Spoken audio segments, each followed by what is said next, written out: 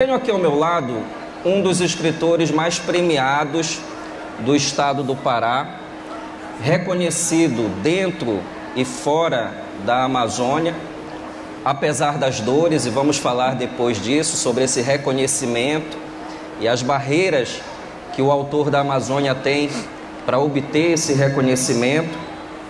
O Edir Augusto é multifacetado em termos de talento, escritor, jornalista, dramaturgo, autor de contos, de poesia, de todos os gêneros literários eu vejo o Edir transitando.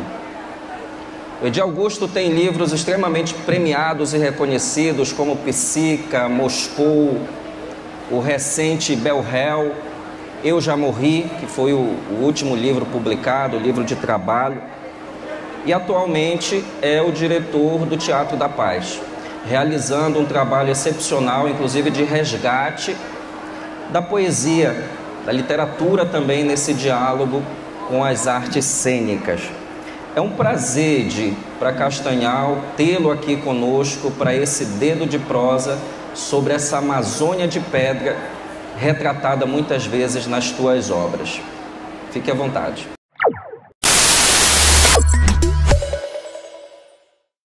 Bom dia, eu também estou muito feliz de estar aqui, sabe? Eu estive aqui, talvez antes da pandemia, qualquer coisa assim, no Sesc, para um evento lá que me chamaram, e agora há pouco tempo, e cada vez que eu venho aqui, a cidade parece maior, a cidade parece mais pujante, muito interessante de ver, até mesmo falando em termos de selva de concreto também, né? Que vai tomando conta dos lugares, espero que não de todos os lugares. Que é um título de um livro teu, se não me falha a memória. Exatamente. Entende? Então é um prazer enorme estar aqui, sobretudo através da Fundação Cultural do Pará, através da Academia Castanhalense de Letras, e o convite também, do seu convite, que é algo muito precioso e que eu atendo sempre que puder, com o maior prazer. Nós agradecemos à Fundação Cultural do Pará, que proporcionou também esse momento. Edir, vamos fazer como muitas cenas dos teus livros, onde nós temos assassinatos, alguns crimes, e toda vez que você chega na cena de um crime, você sempre se pergunta pela motivação que gerou aquela situação. Eu quero entender sobre a motivação que te fez se tornar escritor. Como é essa origem? Deixa a gente entender como é que o Edir, hoje, prosador reconhecido, inicia a sua caminhada. Eu não tinha muito para onde fugir. Minha família é muito ligada a essa área de literatura, teatro, né, jornalismo. Né? Meu avô, Edgar Proença, não só foi o fundador da Rádio Clube do Pará, né, que é a primeira emissora aqui do Norte, como também foi um grande cronista esportivo, um grande cronista social, escreveu peças de teatro, escreveu livros com sonetos, livros com contos, crônicas e peças de teatro. Inclusive eu encontrei um bolo de peças de teatro dele que fizeram sucesso ali mais ou menos por 1940. E consegui, através de editais e tal, lançar esse livro. É um livro que contém 7, se não me engano, 7 peças de teatro dele, né? Aí vem meu pai, meu pai era músico, além de jornalista e tudo mais. Meu pai também lançou livros com crônicas. Aí tem minha mãe, que lançou livros com poemas. Aí tem minha tia, que é a Dalcinda Camarão, que estavas destinado. Tem o meu tio, o Níbero Luchardo, que também, além do filme, lançou livros também. Nós somos 5 irmãos, 4 deles são jornalistas, e eu e meu irmão mais velho, Edgar Augusto, já lançamos livros também. Quer dizer, não havia muito para onde fugir, não é? Mas eu te confesso que a ideia de escrever me veio primeiro para a área do teatro. Eu tinha 16 anos de idade e junto com meu irmão menor achamos que devíamos fazer uma ópera rock. E depois, uma história mais longa, acabou saindo Foi Bom Sonhar, que é uma espécie de uma ópera de carimbó, que eu escrevi com 16 anos e não parei mais. Depois comecei a escrever livros com poemas, livros com crônicas, publiquei livros com peças de teatro e finalmente eu comecei a escrever romances. Também tudo mais ou menos por acidente, porque eu acho que eu tinha vontade já. Mas é que meu irmão mais velho na época era diretor da Rádio Cultura e ele me disse um dia que talvez voltassem lá as novelas de rádio. Você sabe que as novelas de rádio durante os anos, sobretudo anos 50 e 60, dominaram esse país, né? Ainda no processo, ainda sem televisão e depois quando a televisão estava engatinhando, havia muitas novelas de rádio e ele disse, você pensa alguma coisa? E eu pensei numa história, num crime em que as pistas, porque rádio é som, que as pistas estariam numa secretária eletrônica, que naquela época era grande moda, todo mundo tinha secretária eletrônica para deixar recado, essas coisas, né? A novela não saiu, mas saiu meu primeiro livro, que se chamou Os Éguas, né? E aí vai uma história também nisso. Quando eu decidi escrever o livro, primeiro, eu decidi que tudo se passaria em Belém. Eu sou um leitor compulsivo, leio muito, sou viciado em leitura.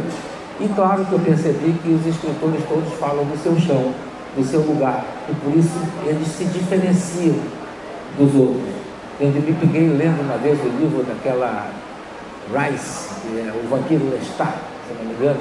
Eu peguei lendo e tendo que saber como eram as ruas de New Orleans, entende? Em determinada época do ano, as cerejeiras floresciam, que acontecia isso e aquilo, entendeu? Aí eu disse, bom, eu não conheço New Orleans, mas ela está me contando como é.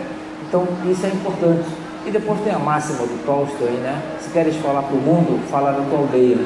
E isso eu segui, entendeu? É um dos segredos. O outro segredo é colocar no título palavras que nos levem para a minha cultura. Por isso, o meu primeiro livro chama-se Os Éguas. Quando ele foi lançado, a Livraria Cultura de São Paulo, que era uma grande livraria naquela época, ligou para a Boitempo, dizendo que havia um erro grave, que era preciso recolher os livros para mudar, porque na capa, ao invés de estar escrito As Éguas, estava escrito Os Éguas. Entende?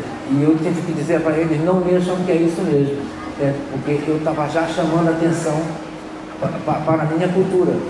Entende? No meu segundo livro, chama-se Moscou. Moscou é por causa de mosqueiro, né? Que os jovens na época já chamavam muito de mosqueiro para Moscou. E, enfim, e é muito curioso, porque Moscou também foi lançado na França, e aí você passa na livraria, está lá escrito Moscou, e eu penso que o sujeito passa, olha, acha que vai encontrar um livro de espionagem, talvez, de espiões russos, americanos, se debatendo, e ele vai encontrar mosqueiro, entende? E aí eu vou chamar ele para minha terra também, entende? Esse é um dos segredos, entende? Falar do que eu sou, do meu chão, do que eu vejo e que conheço. Quero destacar a presença também da Zé Charone, esposa do Edir. Seja bem-vinda, fique à vontade. Edir, eu vou entregar um spoiler para o público, spoiler que já está girando aí na internet, mas a gente vai criar um clima agora e depois nós vamos falar disso. Foi noticiado que uma das obras do Edir Augusto vai virar série da Netflix. Inclusive, o Edir já foi a empresa de filmagem, que é a 02, não é isso? O2, do Fernando Meirelles. Então, vem uma série por aí, vocês podem acompanhar, baseada em um dos livros do Edir, mas segura a emoção, que eles vão ter que ficar aqui para ouvir sobre isso, mais um pouquinho. Então, Edir, tu trabalhas a poesia, o romance, a crônica. Como é transitar pelos desafios desses gêneros? Porque você tem, às vezes, poeta que não consegue ser prosador e vice-versa, ou não consegue trabalhar a dramaturgia. Como é que tu consegues trabalhar em tantas frontes com uma boa obra, com uma boa qualidade, com excelência? Como é isso? Eu acho que veio do trabalho como jornalista, que você tem que estar pronto para qualquer coisa. Eu trabalhei escrevendo notícias, escrevendo propaganda também para a rádio durante muito tempo. E no rádio, sobretudo, você não tem tempo de pensar muito, né? Você tem esse exercício de criatividade naquela hora, ou então é a notícia que acabou de sair e você precisa entregar ao locutor aquilo de maneira concisa, no menor espaço de tempo, menos palavras, mas a informação correta, entende?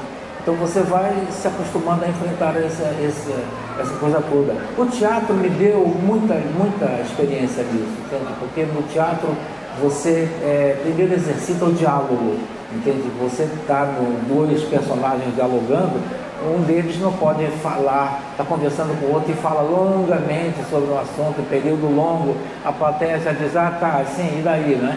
Então o diálogo é sempre algo, é uma troca rápida de palavras, né? Para manter aceso o público, né? Então você vai quase que trocando chaves para fazer isso. Se você disser, escreve uma crônica aí, eu vou ligar a chave da crônica. Se você disser, e isso é curioso, porque o estilo que eu adotei nos romances, que foi um estilo que começa a ser ensaiado nos Éguas, que é o meu primeiro livro, e no Moscou já está bem claro e vem se refinando cada vez mais, esse estilo é só para o romance, é só para esse tipo de literatura. Nas minhas poesias, que também são curtas, é outro estilo. E nas crônicas eu tenho mais a ver com os cronistas que meu pai me fez gostar, também, dos grandes cronistas, Carlos Drummond de Andrade, Rubens Corrêa, não, Real Ator, enfim, os grandes, os mineiros, meu pai chegava em casa com os jornais todos do Rio e São Paulo, e eu e meus irmãos, nós devorávamos as crônicas, Nelson Rodrigues, A Sombra das Chuteiras Imortais, né? A Vida Como Ela É. Então você vai tendo ali uma amostra de tudo isso e vai adotando um estilo, né? E meu estilo, no caso das crônicas, eles tentam ter o equilíbrio que tinha meu pai quando escrevia. Meu pai escrevia crônicas, escrevia crônicas normalmente esportivas, sabe? Mas ele tinha um equilíbrio, né? Porque eu tive pais muito interessantes. Minha mãe era uma louca, minha mãe era uma maravilhosa louca de imaginação e uma maneira de agir que ela me inspira e continua me inspirando na vida até hoje. E meu pai era um equilíbrio, entende? Então, entre esses dois que eu me coloco, entende? Então, eu tenho essa facilidade hoje pelo exercício. Eu passei a vida na frente de um teclado, tendo que escrever de tudo, entende? Então, você vai treinando o seu cérebro para cada coisa daquela e virando chave, tá vendo? Aqui é uma notícia, aqui começa um romance, aqui é uma poesia, aqui é um comercial, entende? Você vai se acostumando com isso. Agora eu te pergunto, te dá muito trabalho chegar a essa concisão? Porque a tua obra, uma das características, até a estética com a qual tu trabalhas, é exatamente essa concisão. Ou seja, é a informação dita com o menor número possível de palavras, que é uma característica, como tu acabaste de dizer, do jornalismo, que é algo que eu tento quanto escritor. E eu sei que nem sempre sai de primeira essa concisão. Tu repetes muito esse trabalho, cortando, alinhavando, ou já sai de primeira?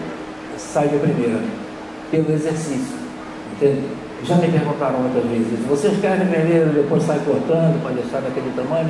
Não, eu liguei a chave, liga a chave e aquilo está ali direto, batendo na velocidade que eu escrevo.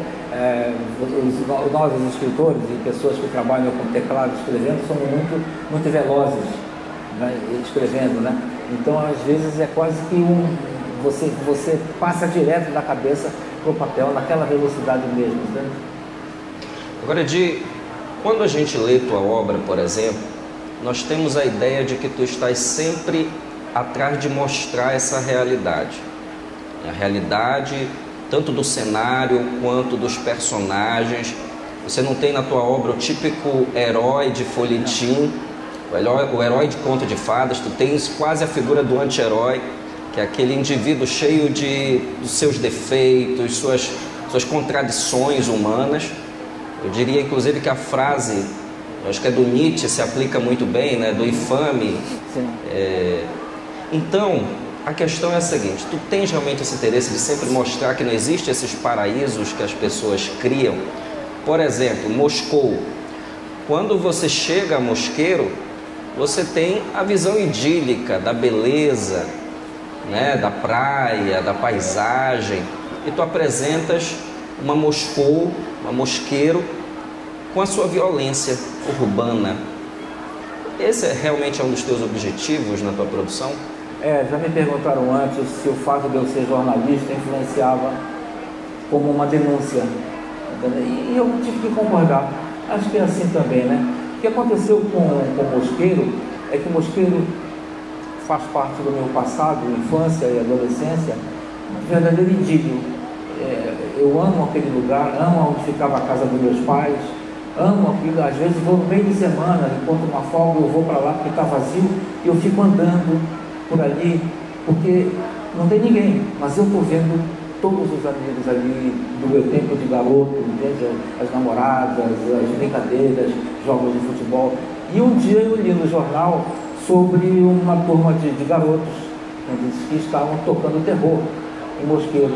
E eu percebi que aquilo estava acontecendo muito, que a chegada da cidade, seja através da ponte e dos demais transportes para lá facilitados, acabou levando para lá muita gente ocupando espaços, né? E naturalmente gente que chega, se instala e precisa de cuidados que não existem, cuidados como emprego, precisam de saneamento, saúde, e nem sempre tem. E aí começam esses choques todos, eu percebi isso. E aí eu disse, eu acho que eu vou estilhaçar esse cristal da minha memória afetiva. Entende? Foi quando eu fui para cima daquilo, para quebrar mesmo, entende? E é curioso, porque na época eu estava escrevendo 2 romances ao mesmo tempo, por pura diversão. Um está inédito, o outro é o Casa de Cabra, que também se tornou um livro meu. E aí quando veio eu li essa notícia e me deu essa vontade, eu pensei, vou fazer um exercício na primeira pessoa. Vamos ver se funciona. E começou como exercício, entende? E quando eu percebi, eu tinha um número de páginas que mostrava que tinha um livro ali, entende? Então ele é fininho, os meus livros são fininhos, mas eles são muito intensos. Quando você fala mocinho e bandido, eu lhe digo, talvez a maior qualidade que eu vejo no meu trabalho é encontrar a pessoa. Me interessam as pessoas, eu sou um observador. Eu olho muito as pessoas, o que elas pensam, como elas se portam, como se vestem, para onde olham, sabe? Isso para mim é essencial. Eu pulo no pescoço, feito vampiro e tomo, tá entendendo? Tem um amigo meu que ficou chateado uma vez porque eu incluí um detalhe no livro, que era um detalhe da vida dele, que tinha me contado. Ele disse, mas esse sou eu, tu me tomaste isso. Eu digo, como é que me contaste? Não tem muito jeito, você pegou, não me interessa a pessoa, sabe? Nos meus livros não é uma mocinha nem bandido. Você se pega às vezes com raiva por estar torcendo pelo meliante, entende? Você diz, como eu posso estar torcendo por ele? Porque ele demonstrou o lado dele tão humano que você de repente diz, isso realmente dá até para compreender por que ele faz isso, não que esteja liberando ele, mas compreender. Então me interessa sempre o ser humano, isso que é no livro.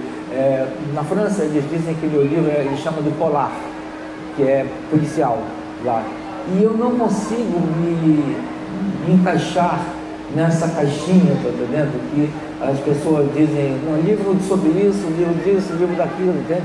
Porque eu escrevo sobre as pessoas que são atingidas por fatos graves e fazem com que essas pessoas saiam do seu normal, da sua educação, da sua postura e tenham que tomar uma atitude.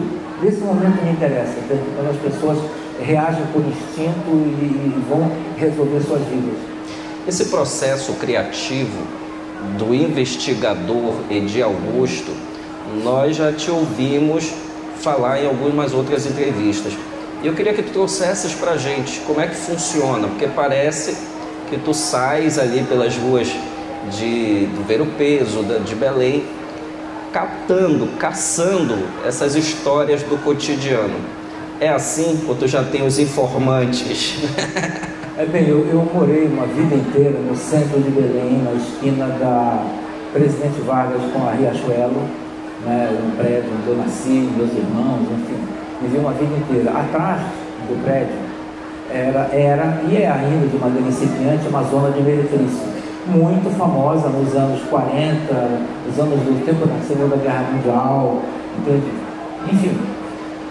E com o tempo isso foi esvaziando um pouco, mas descendo todo dia, seja para brincar na Praça da República, seja para ir para o cinema, para andar por ali, ou seja para ir trabalhar, que o meu trabalho ficava a 300 metros dali, eu encontro todos os dias com prostitutas, drogaditos, traficantes, entende? Pimps, todo tipo, flanelinhas.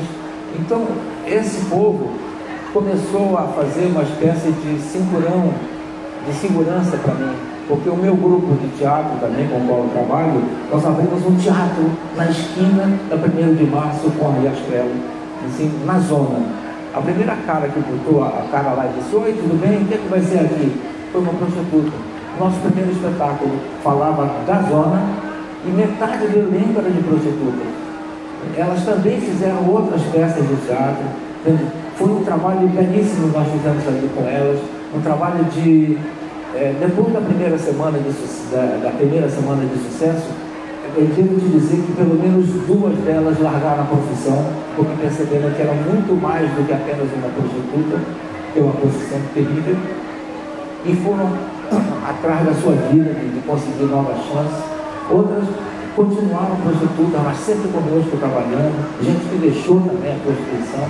O teatro é uma coisa fantástica na vida das pessoas, porque o teatro discute a vida. O teatro discute a vida, o teatro vem desse debate todo, que enriquece não só quem assiste, mas sobretudo quem faz.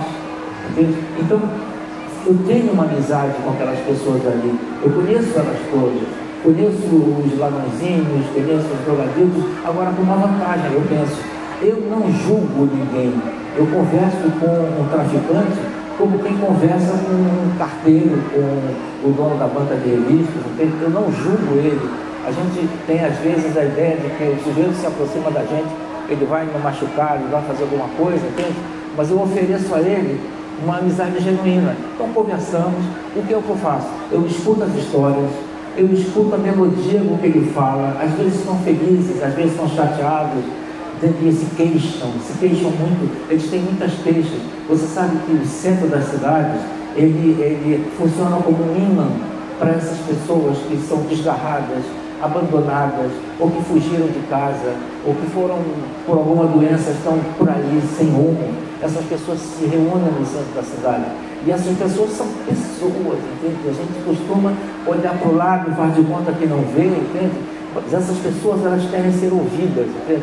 E eu as ouço, todo dia sai, às vezes no Círio, tem aqui uma prostituta lá, antiga já, eu dou para ela a camisa de Nossa Senhora de Nazaré, que ela pede para mim, o outro um dinheirinho para tomar uns gorós, como eles dizem, sabe? Então o que eles fazem? Eles falam, eu pego todo o vocabulário deles, eu pego a melodia com que eles falam e algumas histórias. Quando vem o momento de incluir aquilo, eu estou dentro da minha cabeça, tá, aquelas pessoas estão falando e eu estou só ajustando, digamos, nas minhas cenas, entende? Quer dizer, essa é uma experiência de vida que eu posso te dizer que o teatro me deu. E eu tenho um especial desvelo por esse tipo de pessoas, entendeu? E porque quero compreender, entende? Quero ouvir, se puder ajudar. Você não tem ideia, já intervi até um sujeito na Praça da República que lava carro, presta atenção no carro, me dizendo que o outro tinha prometido matá-lo com uma facada e que, por favor, ele só ouviria a mim, entende? Para desistir do seu intento, né? Aí você diz, cara, eu não posso. Aí você vai, fala com ele, né? Enfim, tá entendendo? Essas coisas todas, eu tenho muitas dessas conversas com eles, conversas geniais, entende? Que ficavam na minha cabeça, sabe? Enfim, tá entendendo? Um deles me encontra no meio da rua e diz, doutor, me arranja aí um dinheiro e tal. Aí eu começo a procurar o dinheiro e ele diz, eu não vou lhe enganar, é para eu tomar uns gorós, tá? Ah, bom, vai tomar teus gorós, vai ser feliz, entende? Vai ser feliz. Aí esse sujeito, ele vai, toma os gorós, aí ele senta, pega o balde dele, de plástico, de colocar água para lavar os carros, vira ao contrário, começa a batucar e canta músicas que só ele sabe. Você entende o ponto, como é poético isso, entende? E eu vejo, entende? Eu vejo completamente. Às vezes tem um que é uma pessoa muito especial para mim, que é o Break, Ele é um sujeito que ele teve problemas de poliomielite nas duas pernas, então ele anda com aquelas auxílio de muletas. Muletas, né? E claro, é cruel, né? Não é simples não. O apelidaram de break por causa da dança break, porque ele anda, entende? É engraçado e é cruel, entende? E ele atende, é isso, entende? Agora ele tem uma voz bonita. Às vezes de noite ele está lá deitado na calçada, entende? Não pega nada, não pega nem uma gripe, entendeu? Ele canta, quem eu quero não me quero. E eu olho, ele acaba de cantar, eu bato palmas e ele dedica para mim a música, entende? Quer dizer, você tem momentos assim, saborosos, momentos assim de poesia enorme e de um enriquecimento pessoal, entende? Que não tem preço. E tudo isso me faz ser esse escritor.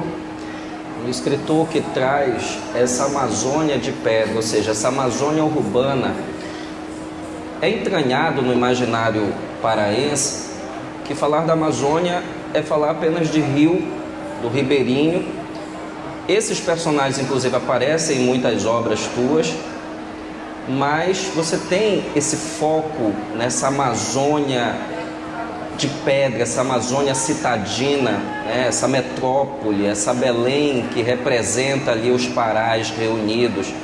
E essa, inclusive, é uma das grandes características.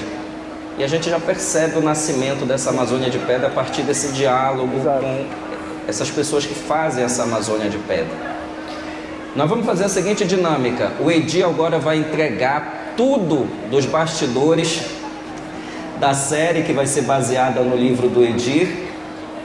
E nós vamos combinar o seguinte: assim que ele terminar esta pergunta, tecer esse comentário, o nosso confrade Luiz Tavares está ali embaixo com o microfone e nós vamos abrir para perguntas rápidas, concisas, como é a obra do Edir Augusto. Então, Edir, entrega tudo dos bastidores em primeira mão aqui para Castanhal. Como vai ser a série que já está prevista para passar na Netflix e dirigida pelo Fernando Meirelles e o filho dele, não é isso? Exatamente. É o Caco. Kiko Meirelles. O cinema é outro tempo, né? Eu tenho outros 4 livros meus já estão com direitos vendidos para o cinema. Entende? Eles compram os direitos para filmar e eles compram os direitos por um determinado número de dias, no caso 1 ano, às vezes 2 anos, né? E o Fernando foi a Belém para dirigir uma ópera e alguém mostrou um livro meu para ele, ele leu, gostou, comprou todos e decidiu filmar o Psica, né? E começaram as tratativas, a minha editora teve que contratar uma agente dessa área de cinema para tratar disso, e aí os direitos foram vendidos e foram sendo renovados cada vez que acabava o período do contrato feito, né? E eu sabia, há 6 meses que eu sei que ele vinha para cá já filmar. O que é muito bom, eu acho. Primeiro, o roteirista é o Braulio Mantovani, que é o melhor roteirista do Brasil, ele que fez o Cidade de Deus, por exemplo. A O2 é talvez a melhor produtora de cinema do Brasil. O Fernando Meirelles tem um Oscar na estante dele, ele tem um Oscar, vai ver que ele coloca de peso para, né, alguma coisa assim, né? O Kiko é muito premiado também, o filho dele. E você tem depois uma distribuição mundial da Netflix. Entende? A Netflix, a ideia deles era fazer um filme, mas no contrato que eu assinei havia a possibilidade da série. Entende? E a Netflix quis a série, o que não quer dizer que depois possa ser feito o filme. Entende? E aí a Netflix optou pela série e vai fazer essa distribuição toda. Eles estão chegando a Belém, já tem parte da equipe aqui, entende? Não os atores ainda, né? Agora, o que eu posso dizer? Uma coisa é o livro Psica, outra coisa é o cinema. O livro é algo para você ler e fazer o seu próprio filme na cabeça, você imagina tudo. O cinema, o diretor diz, olha isso aqui, ele diz o que ele quer que você veja. É outra linguagem, é outro gênero. Eu não estou preocupado em dizer, não, era assim no meu livro, não tem nada a ver com isso, os direitos foram vendidos e é uma outra maneira de ser mostrada essa história.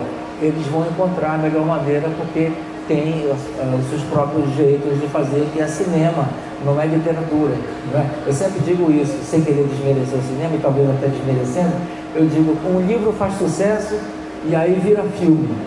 Você lê o livro, aí vem o filme, Brad Pitt e, sei lá, essas atrizes famosas, você vai ver o filme, você olha e diz, esse Brad Pitt é um impostor, porque ele não é o seu, porque quando você leu, você criou a sua figura, você fez o seu filme e geralmente você sai e diz, o livro é melhor, porque você é o seu filme, entende? Quer dizer, que é o poder da literatura de fazer pensar, imaginar, entende? E isso é muito mais importante, né? Mas o cinema tem muito mais amplitude de audiência do que o livro. Quisera fosse ao contrário, mas tem. E isso é uma coisa muito boa da Netflix através da O2, né? Quer dizer, são campeões reunidos, né? Pelo amor de Deus, tem que dar certo, né? E penso que também isso vai lançar um olhar para nós aqui do Pará, de uma maneira geral, nós que somos tão ricos em cultura, dos mais variados gêneros, somos muito bons, eu posso te dizer isso. Poucos estados do Brasil têm a nossa riqueza que tem aqui. E, por exemplo, já chega um pouco, primeiro a gente tinha que ouvir na televisão aquele sotaque de Ipanema, né? Depois, atualmente, acho que umas 4 novelas têm sotaque nordestino, entende? Está na hora de olhar um pouco para cá, né? Tem que entrar nosso chiado. Pegar o nosso chiado, né? Porque nós temos muita coisa a oferecer. Nós temos grandes escritores aqui no Pará, grande gente muito boa, todo lado de um. Mas nós temos também cantores, músicos, atores, um teatro fortíssimo que nós temos aqui, sabe? Artes plásticas. Enfim, é um mundo a ser conhecido pelo Sudeste, que é o centro gerador de cultura, né? Que não olha para cá, que é um dos maiores centros culturais que existe do Brasil, posso te dizer, por viajar e conhecer outros lugares. Não tem como parar nesse. Talvez o fato de nós sermos muito insulares, né? Nós devemos ter dado o nosso jeito. E nós demos o nosso jeito com a ajuda de muita gente que veio de outros países, porque Belém, pela sua posição geográfica, durante longos anos só se chegava aqui de navio. Entende? Então era chegar de navio e fazermos comércio, como você sabe, que está nos livros todos, comércio com a Europa era tudo feito através daqui, né? E isso acabou colocando na alma da cidade de Belém, por exemplo, e por que não, nos arredores todos, uma certa facilidade em conviver com o diferente, né? Em dar o seu jeito, né? Em pegar informações europeias e misturar com informações indígenas, informações negras, para criar essa nossa linguagem tão bacana de ter, né? Eu sou muito orgulhoso do meu estado e da cultura que a gente tem aqui, sabe? E espero sinceramente que essa coisa, a O2 e Netflix, funcione para nós. Eu fico na expectativa porque eu li Psica e é um livro excepcional. Espero que eles consigam chegar bem perto do livro que foi criado por mim, dos personagens que eu já imaginei. Exatamente. Mas a gente fica na torcida, Edinho. Eu tenho certeza que vai ser um orgulho para todo paraense ver a nossa cultura, porque o livro Psica traz muito da nossa cultura representado nas telas para todo mundo. Para todo mundo, né? Temos perguntas na plateia, senão nós vamos seguir aqui. Quem gostaria de fazer uma pergunta para o Edir?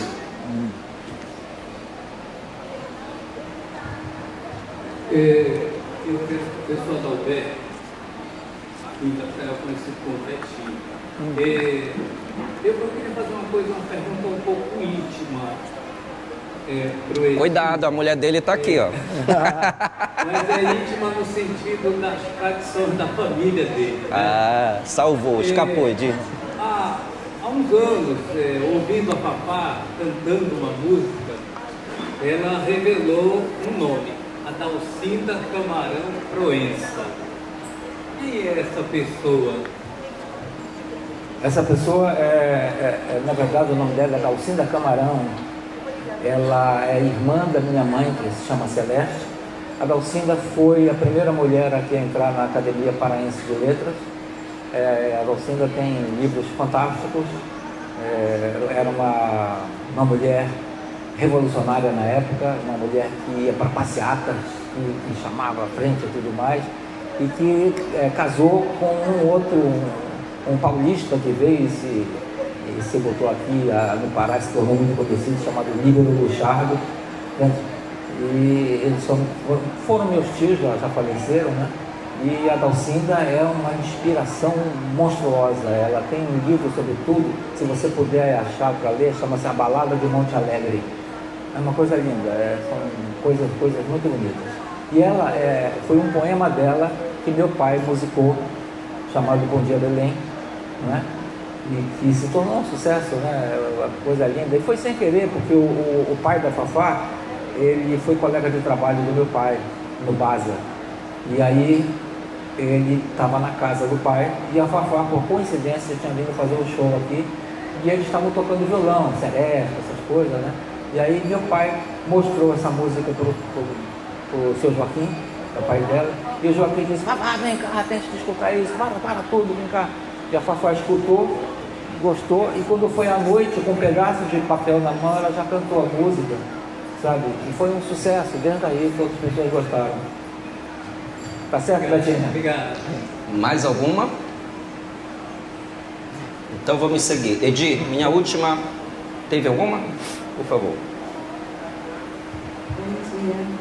Eu Bom dia. gostaria de saber, o autor, como ele se sente quando está escrevendo qualquer história, na intimidade.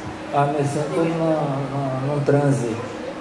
Quando eu estou escrevendo um livro, isso é uma verdade, umas 2 ou 3 vezes eu sou apanhado na rua pelo garçom que eu saí do restaurante sem pagar a conta, porque eu estou com a cabeça no outro mundo que eu estou criando, sabe? E aconteceu uma coisa engraçada no Bel Hell. Na época eu estava escrevendo crônicas, uma por semana, para um jornal de Belém. E você sabe, tem o que eles chamam de deadline, né? Mas que é o prazo para você entregar, para ser publicado. E naquela semana, e eu estava escrevendo o Bel Hell, eu não tinha um assunto claro para fazer, né? Aí eu digo, vou inventar. Aí escrevi que eu descia do meu prédio, que eu andava na Presidente Vargas, que eu entrava na Ode Almeida, depois eu entrava na 1º de Março, eu entrava na Manuel Barata, ia para um restaurante tal e tal, e que no caminho um carro parou do meu lado e me botaram dentro desse carro e o sujeito começou a reclamar de mim por que eu andava perguntando tanto por aí, porque eu estava pesquisando para escrever um livro, entende? E daí vai adiante, né? Bom, isso tudo não é verdade, né? E no entanto vários leitores, cuidado onde você está se metendo, você está se exibindo muito, você tem que saber que é perigoso isso, entende? E aí quando chegou na hora de lançar o livro, a minha editora perguntou, você acha que a gente deve colocar isso? Eu digo, coloca, vai ser interessante. Então as pessoas pensam que eu realmente estive com... E é parte da coisa para relacionar com a cidade, com o lugar, tudo, né? Até porque o lugar que eu encontrei fala de uma história de um cassino, sabe? Um cassino clandestino, como tantos aqui. E eu coloquei esse cassino funcionando num prédio abandonado que fica na Presidente Vargas, atrás do edifício da Assembleia Paraense. É um outro prédio que estava sendo construído, por qualquer motivo foi abandonado, sei lá qual, mas eu sei daquele prédio, tá entendendo? E eu coloquei ele lá, quer dizer, quando eu ando pela cidade, eu estou procurando tudo. Estou procurando cenário, procurando coisas que vão fazer e vão entrar no livro, né? Então, quando escrevo, é um transe, entende? Você está ali colocando... Quando eu escrevo, eu estou dentro daquele ambiente. Eu estou do lado assistindo, como eu quero que o leitor fique, assim, um pouco ansioso, entende? Para ver todas as cenas, entende? É daí que parte. Quando eu escrevo um livro, tenho a certeza que eu estou me divertindo muito. Uma vez uma pessoa me pediu isso, como você consegue dormir depois de escrever aquelas cenas tão violentas, né? E eu digo, eu durmo como um anjo, não pela cena em si, mas porque eu acho que eu escrevi bem aquilo, estou satisfeito com aquilo que eu escrevi. É por aí. Mais alguma? Senão encerramos. Agora, eu gostei muito, Edir, de ir concebendo a história e sair sem pagar a conta. Eu vou tentar essa hoje na hora do almoço para ver se cola. Vou ver se cola essa. Tá certo. Edi, minha última provocação, nossa saideira aqui, que já está com o tempo estourado. Autor da Amazônia, é só da Amazônia? Por que, por exemplo, um grande centro não olha para a cultura amazônica, que a gente precisa desse olhar? Te joguei um monte de provocação, deixo contigo o pepino. Eu ganhei um prêmio da Associação Paulista de Críticos de Arte, é um dos prêmios mais importantes do Brasil. Eu ganhei um prêmio com o melhor livro de contos de 2022, eu acho, chamado Eu Já Morri. E aí eu fui receber num teatro lotado, porque o prêmio também é prêmio de outras categorias, até de televisão tem, então, lotado, aquilo tudo lá. E quando eu fui lá em cima receber o prêmio, eu percebi uma coisa, aquelas pessoas todas lá, artistas também, escritores, enfim, atores, eles todos talvez fossem, 70% não fossem de São Paulo, mas foram pessoas que foram forçadas, não sei, talvez, ou foram porque precisavam vencer, mostrar alguma outra coisa e conseguiram se firmar em São Paulo e produzir em São Paulo. De alguma maneira, passaram a ser paulistas. Entende? Então eu disse para eles, eu sou um escritor da Amazônia, eu moro na Amazônia. Eu disse isso a eles. Disse a eles que precisavam conhecer os nossos trabalhos aqui.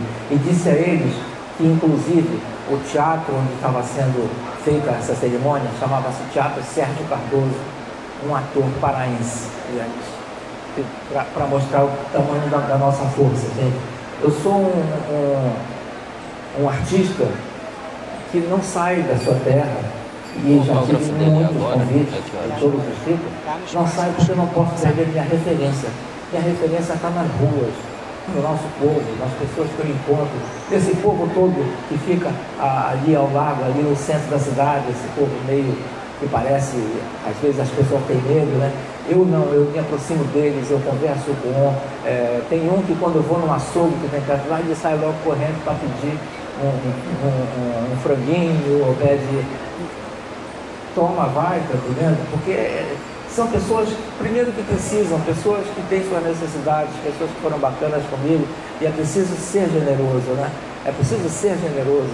E depois esse contato com as pessoas. E no fim das contas elas me dão tanto, porque elas me dão parte da vida delas, da vivência, da maneira de ser. E isso serve para a minha escrita. Gente, eu quero agradecer publicamente ao Edi, porque o Edi é o prefaciador de um dos meus livros, viu, gente? Então, particularmente, eu te agradeço pela amizade, por teres topado fazer esse prefácio. Meu livro está ali no estande da Academia Castanhalense. E agora, nós também vamos ter esse momento do autógrafo com o Edi. Então, ó, terminou aqui, vocês vão encontrar o Edi aqui no ponto do autor, no estande da Fundação Cultural do Pará. Trouxeste livro? Não. Mas vocês encontram aqui nos estandes, eu já vi por aqui. Então, é só vocês procurarem. O Edi vai estar no ponto do autor autografando essas obras. Eu também preciso dizer uma coisa para vocês, sem querer jogar confete. Francioli tem muito valor. Francioli não é somente um grande escritor com livros interessantes, inteligentes, sobretudo. Francioli é um lutador, um fuçador. Francioli está espalhando por todo o Pará academias de letras, juntando pessoas que antes se viam deslocadas, que não pertenciam a nada, que é como se fossem pessoas estranhas, anormais, e não são, e essas pessoas se encontram na literatura. Isso tem uma força imensa, uma força que vai fazer diferença nos próximos anos, porque se você já tem essa feira aqui, tão bonita, tão interessante, isso tudo vai crescer muito mais, e nada melhor do que crescendo a feira e crescendo o trabalho de todos, que cresça o nível da nossa educação e da nossa cultura, né? Esse é um trabalho meritório, um trabalho muito bom sendo feito, e eu queria de público te agradecer, porque eu acompanho, eu percebo tudo isso e dou o maior valor, sabe? É um trabalho feito de maneira desinteressada, um trabalho feito por idealismo, e eu respeito muito o idealismo. Sou muito grato, Edi. Eu desejo todo o sucesso para a tua série, teu trabalho, a série que vai ser baseada no teu livro, tua carreira, tua gestão à frente do Teatro da Paz, que tem sido excepcional. e Castanhal. E em nome da Academia Castanhalense de Letras, te agradecemos por ter estado conosco e ainda continuar para os autógrafos. Gente, tá certo. Edir Augusto, um dos grandes escritores paraenses conosco aqui.